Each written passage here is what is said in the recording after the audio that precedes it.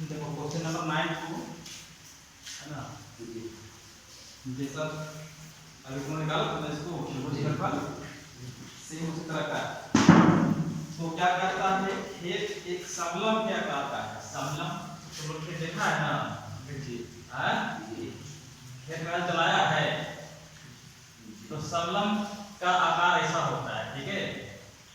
और इस तरह से इसको ऐसे मिला लेंगे, समझ रहा है ये। तो समलंब आकार का तो मान लीजिए ए बी सी और ये डी है ना। इसमें से क्या करता है, एक लाइन हम लोग ऐसे मान लो खींच देते हैं। तो देखो यहाँ से ए बी सी डी समलंब था, लेकिन ए बी यहाँ पे कुछ मान लेते हैं ई, ए बी ई डी एक समांतर चतुर्भुज बन गया, ठीक है। ये समांतर चतुर्भुज बन गया और ये क्या बन गया, एक त्रिभुज बन गया। तो त्रिभुज के बीच में हम लोग ऐसे ऊंचाई खींच सकते हैं, ठीक है, जिसको हम लोग कुछ भी नाम दे सकते हैं, या तो ये h हो गया ऊंचाई, ठीक है। तो समलंब चतुर्भुज में क्या करता है कि इसका जो है ये दो भुजा, समलंब चतुर्भुज में दो भुजा समांतर होते हैं। ये छोटा वाला भुजा AB है ना और CD दोनों समांतर होते हैं समलंब चतुर्भुज में। तो इसका दिया हुआ है समांतर भुजाएं का माप दिया हुआ है। समांतर भुजाएं ये छोटा ना है, ये 10 मीटर हो जाएगा और ये B से लेकर के यहाँ तक ये दिया हुआ है 25 मीटर। समझ रहा है ये 25 मीटर दिया हुआ है। और जो असमांतर है, मतलब ये और ये दोनों असमांतर है, इसका माप दिया हुआ है इधर से 14 और मान लेते हैं ये कितना है 13, ठीक है। तो ऐसा आकृति दिया हुआ है। लेकिन जब हम लोग BE लाइन खींचते हैं तो ये वाला फिगर कैसा बनता है, समांतर चतुर्भुज। और समांतर चतुर्भुज के आमने सामने की भुजा बराबर होती है, ठीक है। तो इस प्रकार से जब समांतर चतुर्भुज के आमने सामने की भुजा बराबर होते हैं तो इसका मतलब है AD के बराबर हो जाएगा BE। ये 14 है ना, तो ये भी क्या हो जाएगा 14 सेंटीमीटर, है ना।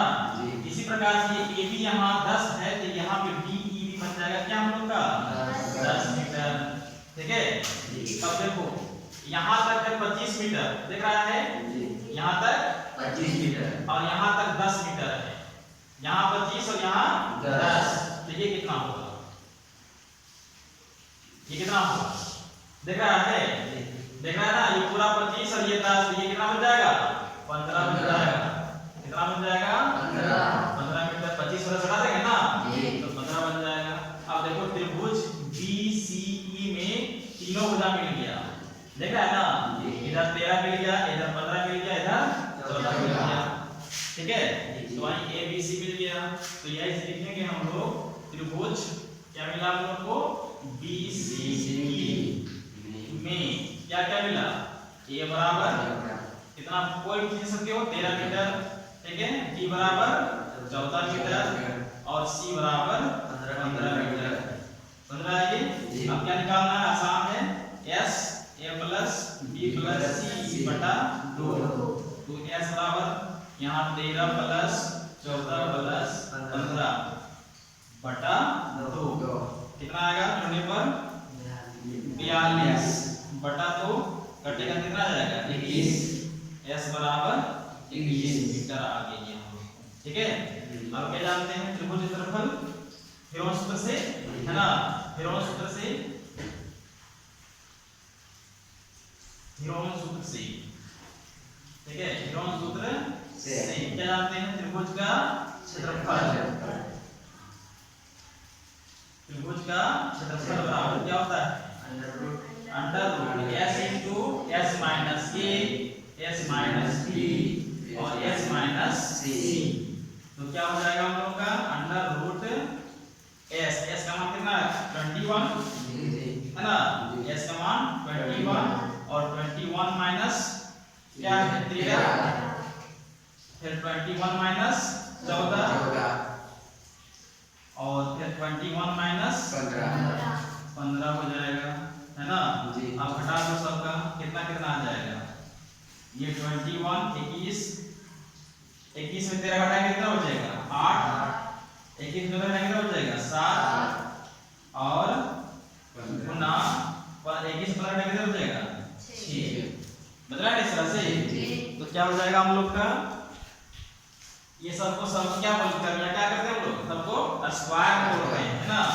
तो स्क्वायर मिला, क्या मिलेगा हम लोग को, एक ही से खेल सकते हैं, 3 गुने 7 8 मिल सकते हैं, 4 गुने 2 और ये गुना 7 दिया हुआ है ना, और गुना 6 क्या करते हैं, 3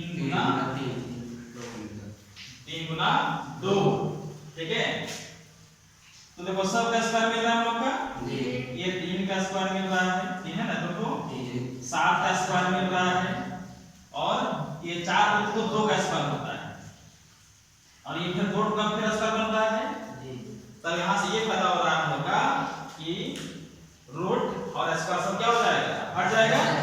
तो क्या क्या मिला हम लोग को, 3 गुने 7 गुने 2 गुने 2, सब गुना करके कितना जाएगा, 84 मीटर स्क्वायर, क्या जाएगा 84 मीटर स्क्वायर, ठीक है। अब क्या करेंगे हम लोग, यहाँ से इसका निकालेंगे, ये त्रिभुज का निकल गया, यहाँ पे त्रिभुज का निकल गया, ठीक है। त्रिभुज का क्षेत्रफल एक और होता है, त्रिभुज क्षेत्रफल एक और होता है, तब लोग क्या निकला, त्रिभुज का क्षेत्रफल क्या निकल गया, 84 मीटर स्क्वायर। और त्रिभुज का क्षेत्रफल एक और होता है, क्या होता है, 1/2 गुने आधार, आधार गुने ऊंचाई, आधार गुने ऊंचाई बराबर क्या है, 84 मीटर स्क्वायर, समझ रहा है ये। तो 1/2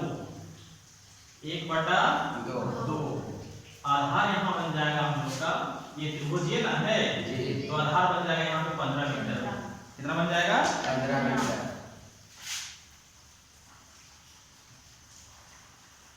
आधार बन जाएगा 15 मीटर।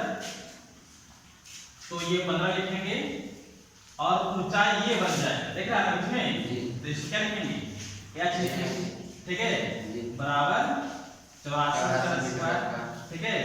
अब यहाँ 2 बटा में इधर भी गुना हो जाएगा, ठीक है, यानी इस प्रकार से बचेगा h बराबर 84 गुने 2 बटा 15, ठीक है। तो 15 से भागा देंगे 84 को, तो कितना दशमलव करता है, 6.5 से नहीं 5.6 आता है, कितना आता है 5.6 आएगा, है ना। ये कटता है हम लोग का 5.6 से कटेगा, ठीक है। तो h बराबर क्या बचा हम लोग, 5.6 गुना 2, तो h बराबर कितना जाएगा, गुना करेंगे तो 11.2 मीटर आ जाएगा, ये ऊंचाई निकल गया h का, ठीक है। अब देखो ये क्या है, यहाँ पे ये समलंब चतुर्भुज बन गया, ये सॉरी समांतर चतुर्भुज, क्या बन गया ये समांतर चतुर्भुज। तो एक समांतर चतुर्भुज ABED में, समांतर चतुर्भुज ABED में, ठीक है जी। तो लिखेंगे समांतर चतुर्भुज ABD में, चतुर्भुज ABED का क्षेत्रफल, ठीक है, बराबर क्या होता है, आधार गुने ऊंचाई, आधार गुने ऊंचाई होता है, ठीक है, आधार गुने ऊंचाई। तो हम लोग इसको आधार गुने ऊंचाई में करेंगे तो क्या हो जाएगा, आधार ये हम मानेंगे इसका कितना 10 मीटर हो जाएगा, क्योंकि समांतर से ले रहे हैं, है ना, इसलिए आधार कितना जाएगा 10 मीटर गुना ऊंचाई हम निकाले थे ना, निकाले थे 11.2, जब इसको गुना करेंगे तो क्या आ जाएगा 112 मीटर हो जाएगा, कितना मिलेगा 112 मीटर। अब क्या निकालना है हम लोग, तो ये पूरा ये बड़ा सा खेत है ना, उसका क्षेत्रफल, तो यहाँ पे लिखेंगे हम लोग इस प्रकार से, ठीक है, खेत का क्षेत्रफल, किसका, खेत का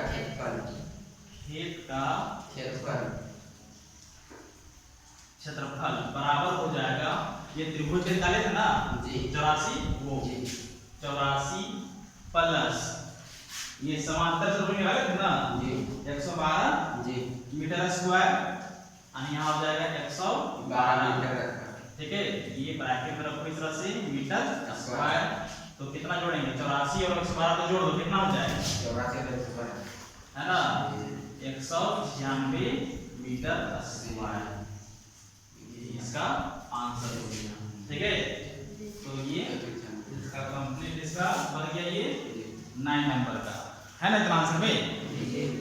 तो देखो ये सब इसको बना लो इसको ठीक है।